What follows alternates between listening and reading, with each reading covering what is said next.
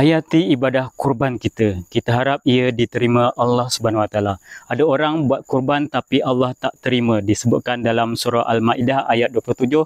Maksudnya, dan bacakanlah kepada mereka kisah dua orang anak Adam iaitu Qabil dan Habil yang berlaku dengan sebenarnya, iaitu ketika mereka berdua mempersembahkan satu persembahan korban kepada Allah, lalu diterima korban salah seorang di antaranya dan tidak diterima dari yang lain. Berkata Qabil, sesungguhnya aku akan membunuhmu. Habil menjawab, hanya saja Allah menerima korban dari orang-orang yang bertakwa. Dalam kitab tafsir disebutkan bahawa Habil korbankan haiwan ternakan yang paling sihat gemuk, manakala Qabil memilih hasil tanaman yang buruk dan tidak baik dipersembahkan sebagai korban.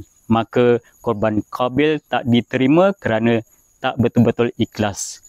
Kita ambil pengajaran daripada kisah ini, kita berkorban ikhlas sebagai tanda syukur, lalu korban yang terbaik kita berikan. InsyaAllah, dengannya nikmat kesenangan akan ditambah lagi. Sebagaimana dalam ayat 7 surah Ibrahim maksudnya, dan ingatlah ketika Tuhan kamu memberitahu, demi sesungguhnya jika kamu bersyukur, nescaya aku akan tambah nikmatku kepada kamu, dan demi sesungguhnya jika kamu kufur ingkar, sesungguhnya azabku sangatlah keras.